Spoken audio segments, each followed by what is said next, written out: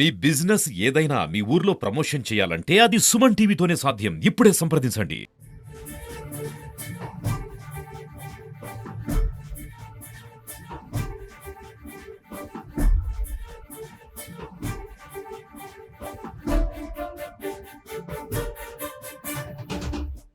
తిరుపతి జిల్లా సత్యవేడులో ఓ అమానుష్య ఘటన చోటు చేసుకుంది.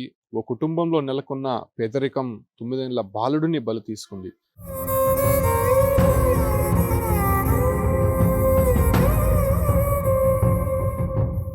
సత్యవేడు మండలం ఎన్ఆర్ అగ్రహారానికి చెందినటువంటి అంకమ్మ కొడుకు వెంకటేష్తో అక్కడే జీవనం సాగిస్తోంది. అయితే గూడూరులో తన మొదటి భర్త చనిపోవడంతో అక్కడికి వెళ్ళినటువంటి అంకమ్మకు అప్పులవారి బెడద ఎక్కువైంది.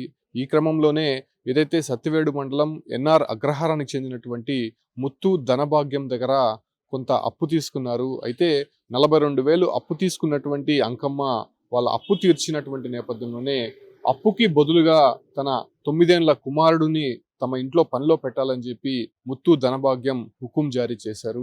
ఇంకా అంకమ్మ చేసేది ఏమీ లేక కొడుకు వెంకటేష్ను ముత్తు ధనభాగ్యం ఆయన కొడుకు రాజశేఖర్ వద్ద విడిచిపెట్టి తన బాకీ తీర్చిన వెంటనే తన కొడుకును అప్పచెప్పాలని చెప్పి కూడా ఆమె కోరింది. అయితే ఇవన్నీ జరిగిన తర్వాత దాదాపు ఒక నెల రోజుల పాటు ముత్తు ధనభాగ్యం రాజశేఖర్ అనేక సందర్భాల్లో వెంకటేష్ను హింసకు గురి చేశారు.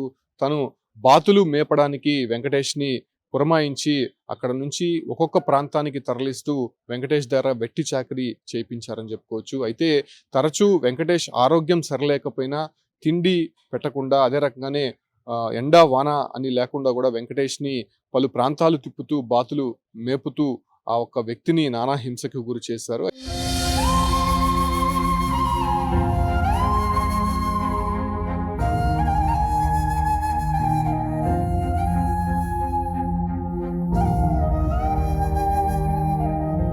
అయితే గత 3 రోజుల క్రితం వెంకటేష్కి తీవ్ర అనారోగ్యం కావడము, అయితే అప్పటికే ఏదైతే కాంచీకి సంబంధించినటువంటి తిరునల్లార్ అనేటువంటి ప్రాంతంలో అంటే వీళ్ళు ఒక్కొక్క ఊరు దాటుకుంటూ ఈ బాతులు మేపుకుంటూ వెళ్తూ ఉంటారు. ఈ క్రమంలోనే తమిళనాడు వరకు వెళ్ళినటువంటి వెంకటేష్ అక్కడ తీవ్ర అనారోగ్యానికి గురయ్యారు.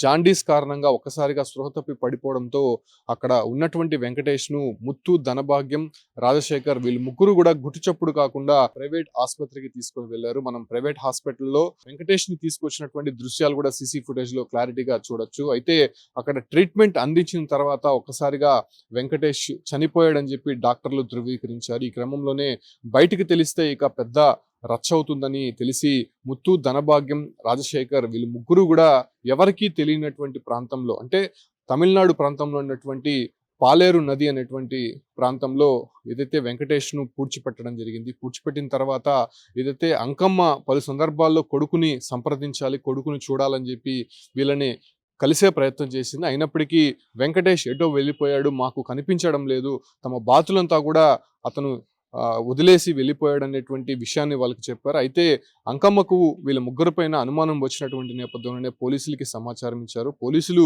కూపీలాగినటువంటి నేపథ్యంలోనే జరిగిన ఉదంతమంతా కూడా బయటకు వచ్చింది. అయితే గుట్టుచప్పుడు కాకుండా ఈ ఒక్క కార్యక్రమాన్ని పూర్తి చేసి అదే రకంగానే వెంకటేష్ని ఎక్కడా కూడా తల్లికి చూపించకుండా నీ డబ్బులు ఇస్తేనే నేను వెంకటేష్కి చూపిస్తానని చెప్పి వాళ్ళని టార్చర్ పెట్టినటువంటి నేపథ్యంలోనే అంకమ్మ వేరే ప్రాంతంలో అప్పు చేసి మరీ 42,000 వాళ్ళకి ఇవ్వడానికి వెళ్ళి తన కొడుకును తనకి ఇవ్వాలని చెప్పి కోరినటువంటి నేపథ్యంలోనే వాళ్ళు ఇవ్వకపోవడంతో ఈ ఒక్క అనుమానం పెంచుకున్నటువంటి అంకమ్మ పోలీసులకు ఫిర్యాదు చేశారు.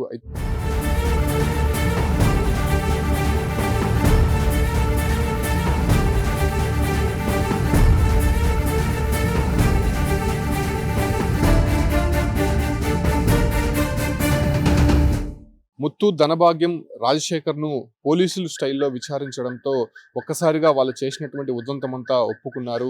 ఈ నేపథ్యంలోనే మేజిస్ట్రేట్కి సమాచారం ఇవ్వడంతో మేజిస్ట్రేట్ ఆధ్వర్యంలో వెంకటేష్ మృతదేహాన్ని బయటికి తీసి పోస్టుమార్టం నిర్వహించారు.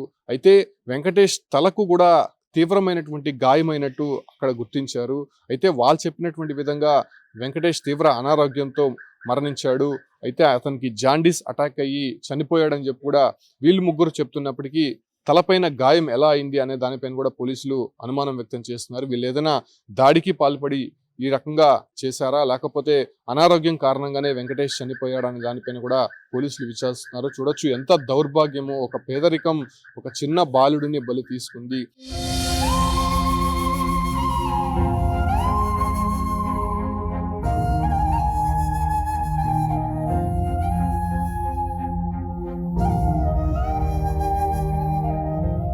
తల్లి ఆవేదన, దాదాపు 42,000 రూపాయలు తల్లి ఎలాగైనా సరే సమకూర్చి తన కొడుకుని విడిపించుకోవాలని చెప్పి వెళ్ళినటువంటి నేపథ్యంలోనే ఇలా కొడుకు చనిపోయాడని తెలియగానే ఒక్కసారిగా అంకమ్మ తల్లడిల్లిపోయింది.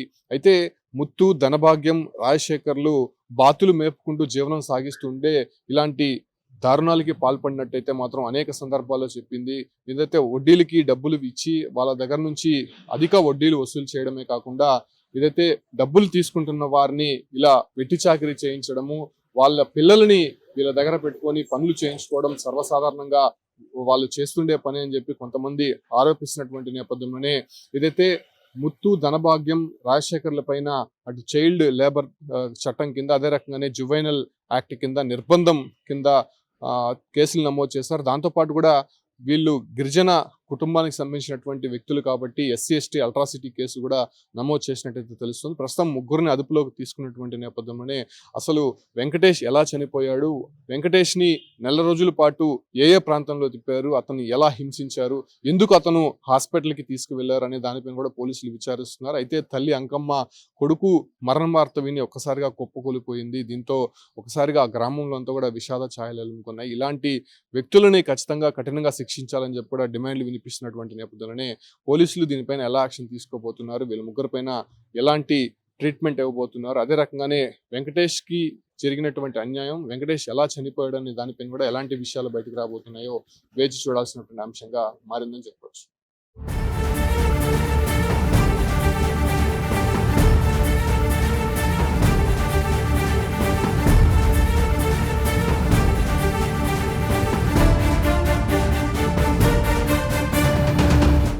ఇతను అబ్జెక్షన్ చేస్తాడు ముత్తు.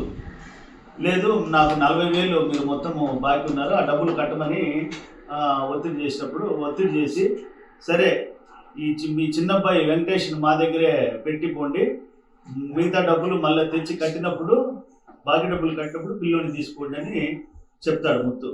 సరే నేను 10 రోజుల్లో వచ్చి డబ్బులు కట్టి మా అబ్బాయిని తీసుకుపోతానని తల్లి వెళ్ళిపోతుంది. పోయి ఒక 9 నెలలు డబ్బులు కుదరక రాలేకపోతుంది. అయితే ఈ అబ్బాయి ఆ ముత్తుతో పాటు బాతులు మేపుతా ఈ చుట్టుపక్కల పొలాల్లో ఉంటారు. ఉండి ఒక 3 months ముందు అలా కంచికి ఆ ఏరియాకి వెళ్ళటం జరుగుతుంది. ఆ ఏరియాలో బాతులు మేపుతా ఉంటారు. అయితే లాస్ట్ మంత్ 11వ తారీఖు, అంటే ఏప్రిల్ 11వ తారీఖు అతనికి బాగా తీవ్ర అస్వస్థత వచ్చి అబ్బాయికి అయినందుకు ఈ ముత్తు అతన్ని ఒక లింగా అనే హాస్పిటల్కి తీసుకొని చూపించడం జరుగుతుంది.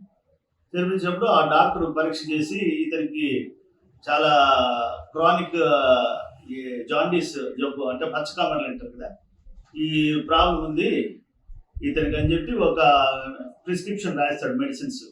అది తీసుకుని వెళ్తాడు. మళ్ళీ నెక్స్ట్ డే 12వ తారీఖు ఇంకా సీరియస్ అవుతుందని చెప్పి తీసుకొని వస్తాడు.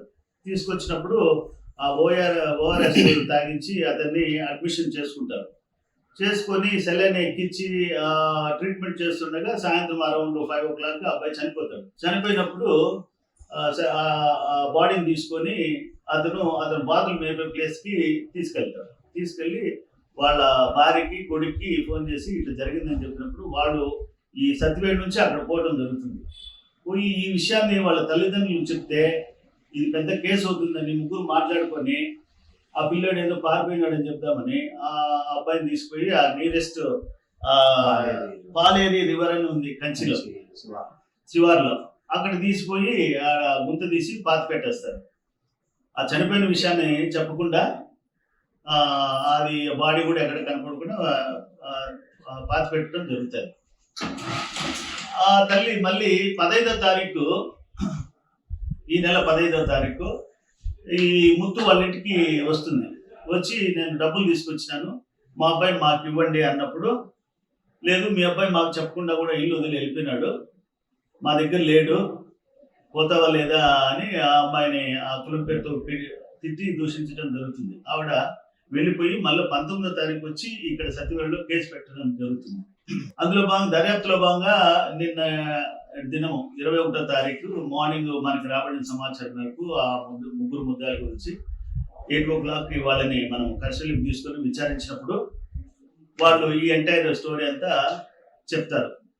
ఆ అబ్బాయి హెల్త్ బాగలేనప్పుడు హాస్పిటల్ తీసుకుపోయినాము, ఇట్లా అబ్బాయి చనిపోతాడు, మేము ఎవరు చెప్పకుండా వాళ్ళని అక్కడ కూర్చోబెడతాము, వస్తే చూపిస్తాము బాడీ ఎక్కడ అని చెప్పేసి చెప్తే వాళ్ళని తీసుకొని నేను మా సిఐ గారు ఎస్ఐ టీము అంతా అక్కడికి కంచికి వెళ్ళటం జరుగుతుంది, ఆ పూడ్చిపెట్టిన ప్లేస్కి. పోతే అక్కడ చూపిస్తారు. అక్కడ వెంటనే ఆర్డీఓ గారికి, అక్కడ సబ్ కలెక్టర్ గారికి, ఆడ తహసీల్దార్కి, కన్సర్న్ పోలీస్ ఆఫీసర్లకు అంతా రిక్వెషన్లు ఇచ్చి దాంట్లో బాడీ ఎగ్జిమ్ చేయమని చెప్పి, శవపంచనం జరపమని చెప్పి రిక్వెషన్లు ఇవ్వడం జరిగింది. ఆ కోరిక మేరకు వాళ్ళు అక్కడికి వచ్చి బాడీని ఎగ్జిమ్ చేసి ఇంక్వెస్ట్ పెట్టడం జరిగింది.